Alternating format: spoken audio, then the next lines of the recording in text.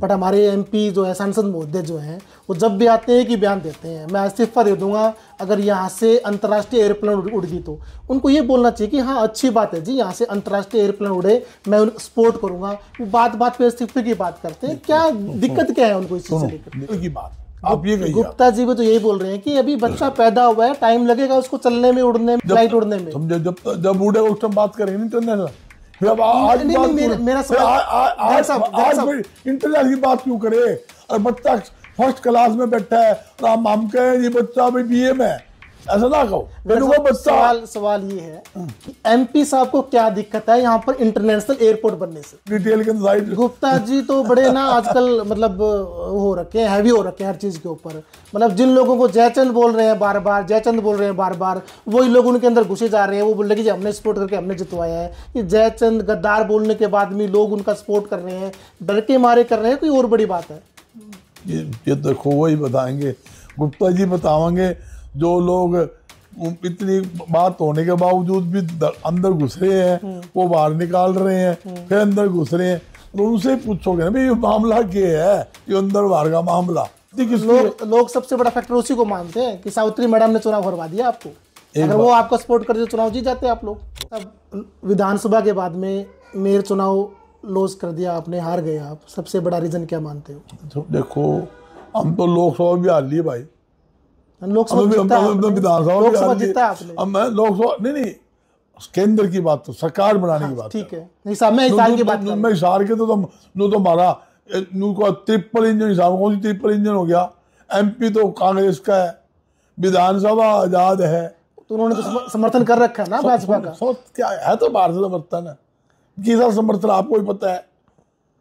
तो हिसार की चलती किसकी? लोग सबसे बड़ा फैक्टर उसी को मानते हैं कि सावित्री मैडम ने चुनाव हरवा दिया आपको। अगर वो आपका सपोर्ट करते चुनाव जीत जाते आप लोग। कौन किसको हरा दिया, कौन किसको जिता दिया, वो तो आपको ही पता है। उन्होंने तो भारतीय जनता पार्टी को कैंडिडेट को हराया है ना, कांग्रेस छोड़ा है। वो तो भारतीय जनता पार्टी में थी, भारतीय जनता पार्टी ज्वाइन की थी, सुशीला भवन में की थी। वो सुनो आप, भारतीय जनता पार्टी के अंदर जो बगावत हुई, भारतीय जनता पार्टी की बगावत हुई ना जी। उनके ही जो कैंडिडेट 3-4 थे वही आजाद लड़े हैं, उनमें क्या नहीं किया बात, सबको ही पता है।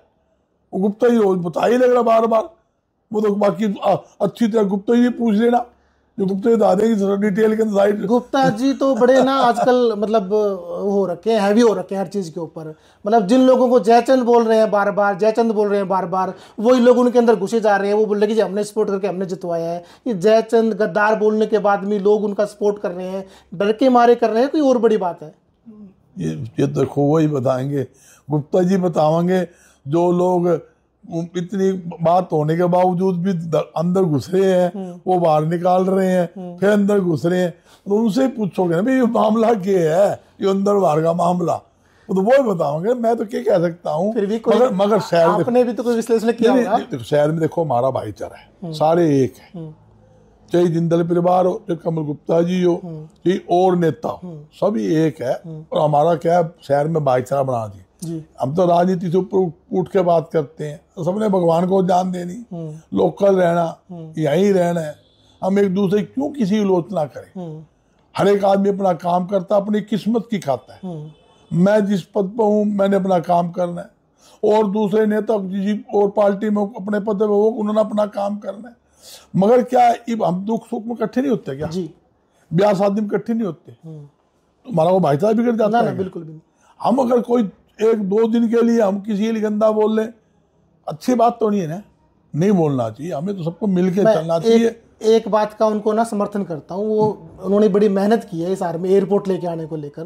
बट हमारे एमपी जो है, सांसद महोदय जो हैं, वो जब भी आते हैं कि बयान देते हैं, मैं इस्तीफा दे दूंगा अगर यहाँ से अंतर्राष्ट्रीय एयरप्लेन उड़ गई तो।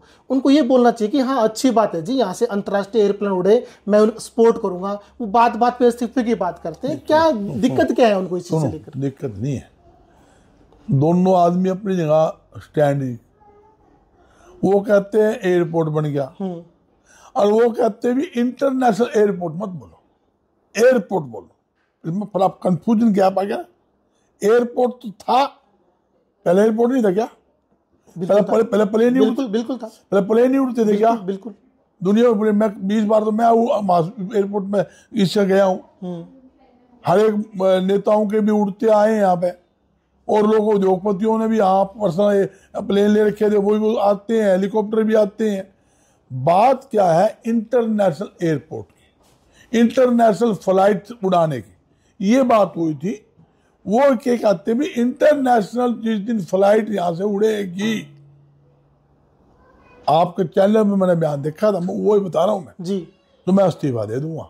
तो इंटरनेशनल एयरपोर्ट नहीं, फ्लाइट नहीं उड़ रही, जो भी बात है ये भी लोकल की बात है। आप ये कहिए, गुप्ता जी भी तो यही बोल रहे हैं कि अभी बच्चा पैदा हुआ है, टाइम लगेगा उसको चलने में, फ्लाइट उड़ने में। समझे, जब उड़ेगा उस टाइम बात करेंगे इंटरनेशनल। फिर अब आज इंटरनेशनल की बात क्यों करे? और बच्चा फर्स्ट क्लास में बैठा है और हम कहें ये बच्चा अभी बीए में है, ऐसा ना कहो।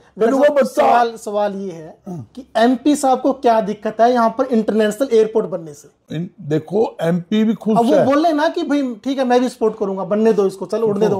उन्होंने क्या कहा भी मैं चाहता हूं बने, मगर ये गुमराह ना करे कि इंटरनेशनल एयरपोर्ट है, इंटरनेशनल फ्लाइट उड़ेगी। उनका कहना का मतलब ये है, उसको घुमा फिरा कैसे कर लो। वहां बहस हुई, निजी इंटरनेशनल एयरपोर्ट कहा जा रहा है, बोले इंटरनेशनल सिद्ध कर दे, मैं इस्तीफा दे दूंगा। बात यहां आई है, बात ये नहीं कि एयरपोर्ट नहीं है, एयरपोर्ट है, महाराजा अग्रसेन जी के नाम पर है, महान पुरुष के नाम पर है, उनमें कोई दो राय नहीं, मगर इंटरनेशनल फ्लाइट नहीं चल रही।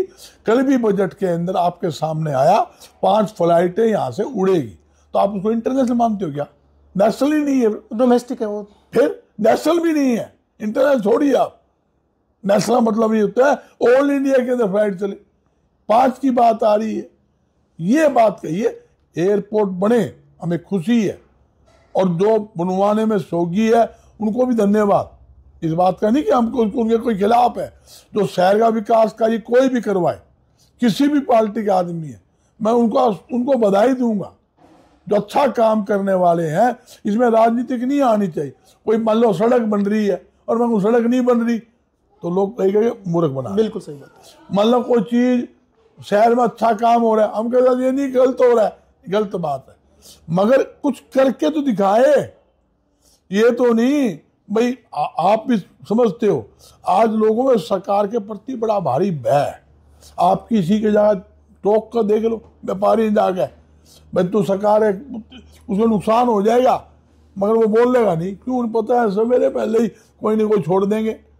दुनिया भर के सरकारी एजेंसी चला है, जुड़ती को नहीं, 2 अफसर भेजने हैं, अगला तो दुकानदारी करनी है, बेचारा होते मैं क्यों पंगे सरकार से ली। बीजेपी ने कल अपने सारे के सारे जिला अध्यक्षों के नाम की घोषणा कर दी है, और कांग्रेस का चुनाव हारने का सबसे बड़ा लॉजिक भी, रीजन भी सिर्फ संगठन ना होने की वजह है। कब तक कांग्रेस अपना संगठन तैयार करेगी, कब तक इसको लेकर एक्टिव होने वाली है, या ऐसे चल रहा है इनका? देखो ये बात तो ठीक है आपका, इस बात में मैं एग्री हूँ।